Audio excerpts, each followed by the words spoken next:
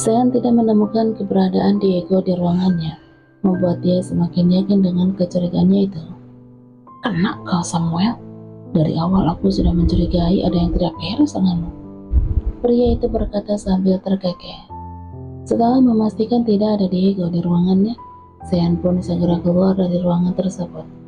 Tapi mungkin karena dia masih penasaran, siapa tahu Diego sedang bersama dengan Vanessa, sehingga dia segera berjalan ke arah ruangannya Vanessa untuk memastikannya. Saat ini Sean masih mencurigai Diego tanpa bukti. Dia hanya merasa janggal mengapa dia sulit sekali untuk mengakses data tentang Diego. Itu artinya Diego bukanlah orang sembarangan.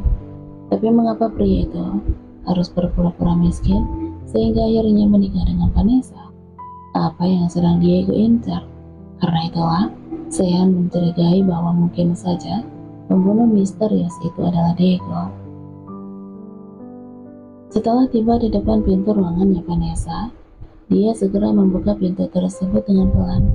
Sean nampak sedikit terperanjat ketika melihat Diego yang sedang berciuman mesra dengan Vanessa di dalam sana. Sean bergegas menutup pintu kembali. Pria itu nampak menghela napas. Mungkin dia sama sekali tidak menyangka bahwa ternyata Diego sedang berada di ruangannya Vanessa. Sungguh tidak tahu malu, padahal mereka tinggal satu rumah. Kenapa harus berciuman di kantor? Apa mereka belum kenyang? Gerutunya, mungkin karena dia sangat kesal. Rupanya kecurigaannya salah. Diego sedang berada di kantor, bukan di area TKP pembunuhan. Sean pun memutuskan untuk segera pergi. Lebih baik dia segera pergi ke Mansion Tuan Nordin. Siapa tahu dia menemukan petunjuk tentang pembunuh misterius itu. Diego memang sengaja mengupload video pengakuan Tuan Nordin dan mengirim paket kepada Tuan Arthur di saat dirinya sudah tiba di kantor, agar tidak ada satu orang pun yang mencurigainya, sehingga kini dia terpaksa harus memanfaatkan Vanessa agar Sean mengira bahwa sedari tadi dia sedang bersama dengan Vanessa di ruangan milik wanita itu. Mungkin Vanessa sangat kesal karena Diego telah melanggar janjinya. Pria itu secara tiba-tiba menyosor begitu saja mencium bibirnya tanpa meminta izin dulu padanya, sehingga dia segera menginjak kakinya Diego dengan keras. Diego terjingkat sampai ciumannya terlepas. Pria itu pun meringis merasakan sakit pada punggung kakinya. Kenapa kamu menginjak kakiku? Vanessa berdecak. Seharusnya aku yang bertanya, mengapa kamu mencium bibir aku? Itu artinya kamu sudah melanggar janjimu, San. Sebenarnya yang membuat Diego sangat kesal adalah ketika dia sangat menikmati manisnya bibir wanita itu. Padahal niat dia mencium bibirnya Vanessa hanya untuk memperlihatkan kemesraannya di depan Sean. Sebenarnya dia tahu Sean sudah pergi, tapi malah memilih untuk terus melanjutkan ciumannya. Tapi Vanessa malah menginjak kakinya dengan keras, membuat Diego terpaksa harus melepaskan ciumannya. Itu bukan ciuman. Itu hanyalah caraku agar kamu berhenti bicara. Telingaku sangat sakit mendengar kamu terus berbicara tanpa henti. Diego berkata dengan nada dinginnya. Vanessa nampak menganga. Dia sangat tidak terima dengan pernyataan Diego yang mengatakan bahwa apa yang terjadi di antara dia dengan Diego saat ini bukanlah ciuman. Padahal sudah jelas bibir bertemu dengan bibir. Tapi Diego bilang bahwa pria itu sama sekali tidak menciumnya, melainkan hanya untuk membungkam mulutnya saja agar berhenti bicara. Bagiku kamu sudah melanggar peraturan. Aku sudah membelikan kamu mobil dan aku sudah memberikan uang DP 100 juta sama kamu. Jadi kembalikan uang 10 juta padaku. Vanessa mengeluarkan tangannya.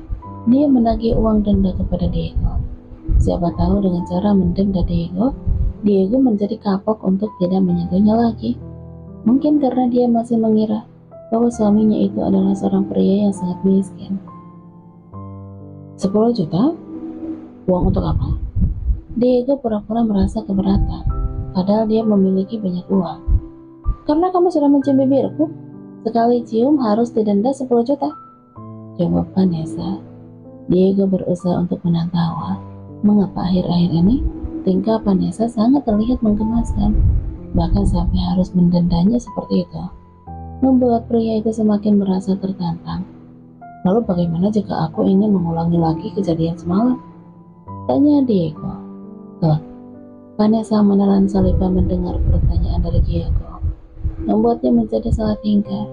Tentu saja dia harus mendenda Diego dengan harga yang cukup mahal agar pria itu tidak berani menyentuhnya. Kamu harus membayar denda 200 juta, tapi sebelum itu, akan aku pastikan aku akan menghajar kamu terlebih dahulu.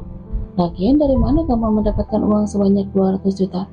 Saat ini kamu hanya memiliki uang 100 juta dariku. Jawab Vanessa sambil tersenyum lebar. Mungkin karena dia merasa puas. Nyali Diego pasti akan langsung menciut mendengar biaya denda yang harus Diego bayar jika Diego berani memaksa Vanessa untuk bercinta dengannya lagi. Justru Diego malah semakin merasa tertantang. Dia berjalan mendekati Vanessa, mengikis jarak di antara mereka berdua. Aku memang memiliki uang DP darimu senilai 100 juta, tapi kebetulan aku memiliki uang tabungan. Aku tidak terlalu miskin kali. Vanessa tidak bisa berjalan mundur karena saat ini punggungnya telah mentok di dinding. Dia sangat kaget ketika Diego mengunci tubuhnya kembali. Bahkan tubuh mereka menempel satu sama lain, membuat Vanessa bisa merasakan milik Diego yang sepertinya telah mulai mengeras, membuatnya menjadi gelisah. Vanessa pun pura-pura tertawa. Hahaha, ya ampun, aku cuma bercanda. Memang gak usah ada denda, dan kita juga gak boleh melakukannya lagi. Apalagi sekarang ini kita sedang berada di kan. Diego memotong perkataan Vanessa. Tapi aku sanggup membayar denda itu. Setelah berkata seperti itu, Diego langsung meraih tangkup Vanessa dan menyentuhkan bibir mereka. Dia tidak ingin mendengarkan penolakan Vanessa. Padahal awalnya dia sama sekali tidak memiliki rencana untuk mencium bibir wanita itu. Tapi setelah merasakan manisnya bibir Vanessa, Diego tidak bisa mengendalikan dirinya sendiri. Wanita itu telah membangkitkan hasratnya. Tapi apakah dia harus melanggar janjinya kembali kepada sang tetua? Padahal sebelumnya dia tidak pernah sekalipun melanggar perintah dari Tuan Leo. Ini semua gara-gara Vanessa. Ketika tubuh Vanessa menggelincang tidak tertahankan, dia meremas lengannya Diego. Tetapi tiba-tiba, ceklek. Mereka dikejutkan dengan suara seseorang yang sedang membuka pintu. Rupanya ada Miss Lucy datang sambil membawa makanan yang dipesan oleh Vanessa. Diego dan Vanessa nampak terperanjat. Dengan panik, Vanessa segera mendorong tubuh Diego dan merapikan pakaiannya. Sementara Diego nampak salah tingkah. Pria itu menunduk kesal, merasakan pusing kepala atas dan bawahnya. Permisi, ucap Miss Lucy sambil membuka pintu. Dia sengaja datang ke sana untuk mengantarkan makanan yang dipesan oleh Vanessa. Namun Miss Lucy nampak salah tingkah ketika melihat ada Diego di dalam ruangan tersebut. Dia sangat merasa malu sendiri ketika melihat Vanessa yang sedang membenarkan kancing kemejanya. Membuat hati Miss Lucy bertanya-tanya, bukankah Vanessa pernah cerita kepadanya bahwa dia dan Diego menikah hanya sementara? Karena selama ini Miss Lucy tahu betul bahwa Vanessa tidak bisa melupakan cinta pertamanya. Tapi mengapa ketika dirinya masuk ke dalam ruangan tersebut, dia melihat Diego dan Vanessa terperanjat seperti dua sejoli yang sedang digerebek warga saja? Apalagi ketika melihat Vanessa sedang membenarkan kancing kemejanya, membuat Miss Lucy menjadi malas sendiri. Apakah mungkin sang nona muda habis memberikan nutrisi alami kepada suaminya? Aduh, maaf sekali Nona, saya datang ke sini untuk mengantarkan pesanan Nona. Kalau begitu saya permisi. Miss Lucy segera berpamitan pada Vanessa setelah menyimpan makanan yang dipesan oleh Vanessa di atas meja. Diego tersenyum semir. Apakah itu artinya dia akan melanjutkan aksinya kembali? Namun sepertinya di luar ekspektasi, Vanessa malah segera berlari dan merangkul lengan Miss Lucy. Dia berkata sambil menggerakkan giginya. Kenapa buru-buru sekali, Miss? Mending temani aku makan yuk. Vanessa tidak boleh menyia-nyiakan kesempatan. Dia sengaja menahan Miss Lucy untuk tidak segera pergi dari ruangannya agar dia selamat dari terkaman Diego. Tapi Nona, Miss Lucy tidak meneruskan perkataannya ketika mendengar bisikan Vanessa. Ini adalah perintah, temani aku di sini. Walaupun Vanessa selalu terlihat ceria, Tapi ketika dia sedang marah akan menakutkan.